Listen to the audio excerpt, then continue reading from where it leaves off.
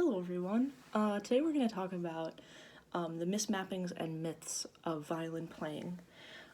This stuff is really important for, having a balanced body and mind when we're playing violin on all sides of the body, not just, and it's great because it doesn't talk about one specific side. So the first section is going to include the first two mismappings, and the first one is our back muscles hold us up. It has to do with balance, and our kneecap is the knee, which also has to do with balance. So in the first one, the thing that I found most important is that the back muscles are not the only muscles in the entire body. We might think that, oh, if we just use all of our back muscles and push our chest out, then we're in good posture, is what the misconception is. What is good posture? And good posture has to do with the balance of starting all the way at the feet, even if we're sitting or standing. Starting at the ankles, the knees, and the sitting bones are all parts of how the back shouldn't just be pushed out, because then it also really creates a kind of arc in the back when we do that, and that will affect, because then it's unbalanced, and that will affect the way we hold the violin on the violin side. Some students, like I said, believe that pushing your chest out is good posture. That could have been something they heard in orchestra, like, oh, let's have good posture, and now unfortunately they think that.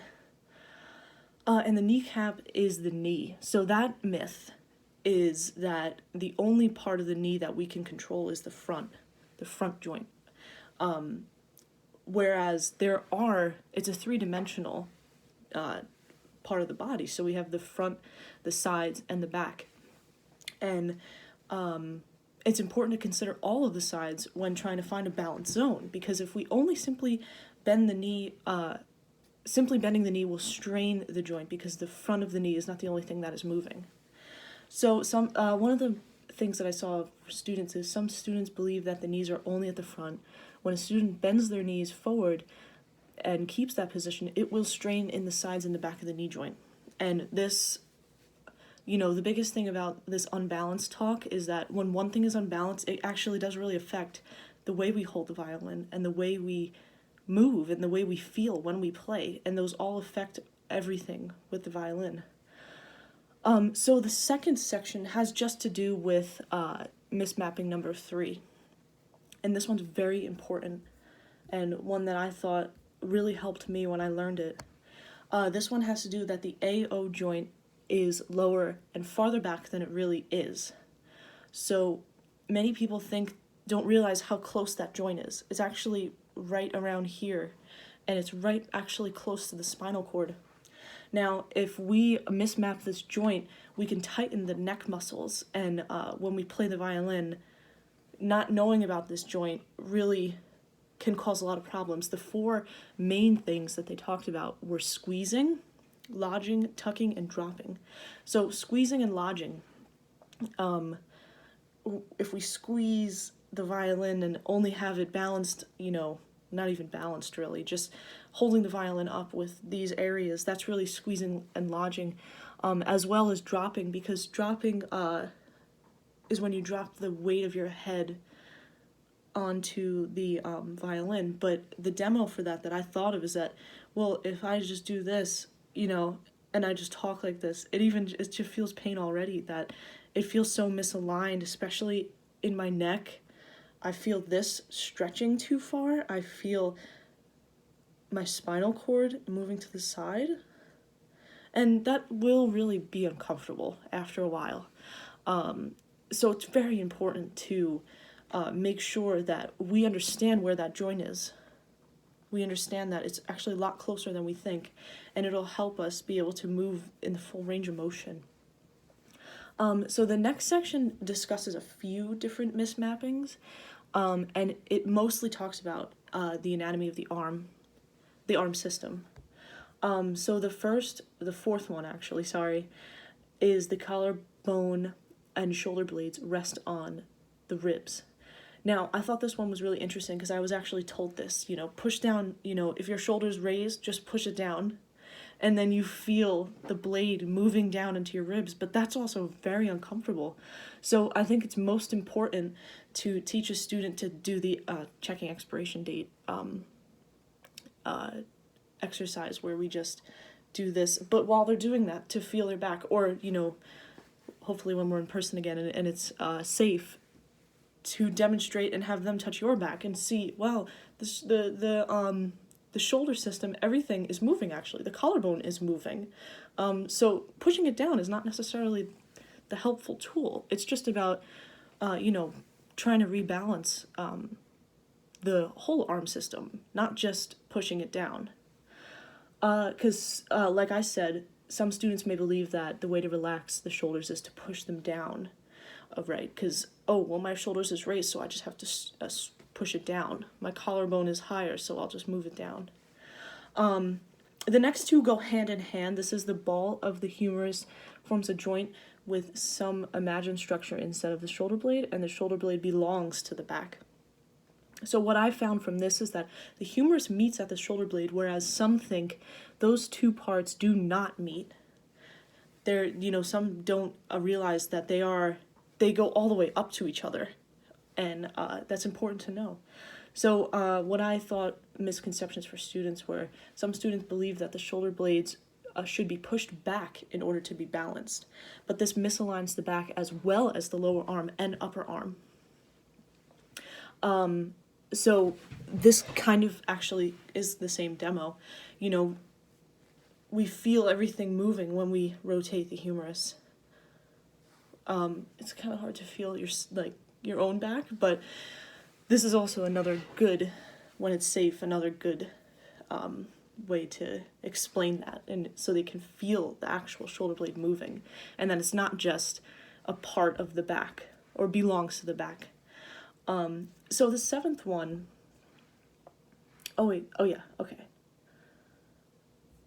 So the seventh one, the elbow bends an inch farther up from the forearm than where the joint actually is located. So what I wrote down for this one was that if the elbow is angled too far or too close, the arm will not be able to rotate from side to side, and it will cause the forearm to work too hard.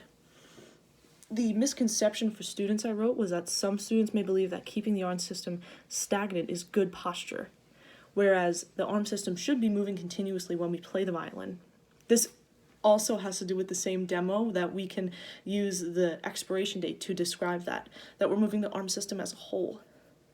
The eighth one, the hand supinates to the string by rotating the ulna at the elbow, sorry. So what I took away from this was that the area where rotation happens is from the radius, not the ulna. The rotation happens from the thumb side, not the pinky side. So when we did this with a violin, if I tried to reach from the pinky, I feel that hurting very much. Rather, if I move the radius to reach, as well as the humerus, as a working system, moving the pinky will definitely cause some pain. Number 9, that's the last one of the arm system section. The hand supinates to the string by rotating at the wrist. This one was so interesting to me because we don't just move the wrist two ways. When we move, we can't isolate the wrist. We can't just say, okay, wrist, you're going to move this way. But we really, the hand is not able to move without the wrist coming along. The misconception I wrote for this one was that some students may believe that the wrist is what leads when string crossings, with string crossings, whereas it really is the hand who's connected to the radius and ulna on two sides. That's what's leading, and the wrist is with them. The wrist is with them. I don't know if I would exactly say they're following, but the wrist goes along with. It's not just the wrist moving. So then in this next section is about wrist anatomy. This was very interesting. The wrist is a single joint located at the myth is that the wrist is a single joint located at the skin crease between the forearm bones and the palm. So what I wrote was that the wrist is actually higher than some may think. The wrist bones reach into the hand. It doesn't stop right at the crease of our hand. So, because the misconception is that it's a hinge then. Oh, all we can do, it's just a hinge. Whereas the wrist is also, the wrist also moves when we pick something up. I feel it moving on the inside. There's a lot of stuff going on. It's not just for hinging. And what I wrote for the misconception for students is that some students may think that the only motion that the wrist can do is moving, I guess this is like up and down, whereas it moves more than we think. The last section has to do with hand anatomy, and that's going to include numbers 11 to 13. So number 11 was a violinist's fingers move. The misconception was that a violinist's fingers move apart from the largest row of knuckles. Whereas I was writing that the left fingers are able to move farther apart when the spreading originates from finger joint 1 rather than the large joints. So I think of this like in a violin hold when we do extensions. Now, if I just tried to move from these joints, I can't move very far at all. If I utilize all of them, you can even move farther. So that's really important to know, because I feel like if you try to tell a student, stretch really far and use your bottom knuckles, they're going to force themselves to move farther, and it's probably going to hurt. So number 12 was the wrist is neutral when the back of the hand forms at a flat surface with the back of the forearm. So I wrote that the wrist is actually naturally a backward slope. So this is really important because a lot of the time teachers will tell their students, no, you can never collapse the wrist or whatever, which is true to an extent, but at the same time, we're not just supposed to have a stick, attached to our wrist so that it can never move, because that really stagnates their hands and wrists and arms, and just in general, it stops motion. So what I wrote for the misconception is that some students may believe, maybe because their teacher told them, to never move that straight wrist ever. Don't ever move it. No pancake hand. So this is wrong. The wrist should be moving as the fingers move, and arms move, because every single angle will change the position of everything. And finally, the thumb is a two-jointed digit and joins the hand at TJ2. That is the misconception. The thumb is a three-joint system, and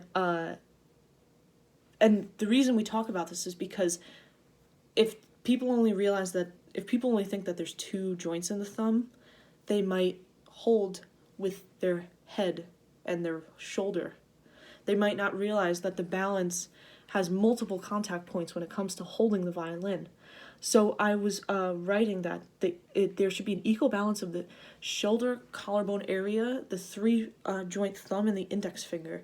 And this can constantly move. We always want to advocate for movement. The misconception is that some students may believe that the thumb is a two-jointed system, but this will stop the motion from the very bottom joint and cause lower dexterity. So, it's important to show where the thumb joints are and to feel them. So, definitely this information is really good for setting up the violin side. It's very important. Thank you for listening.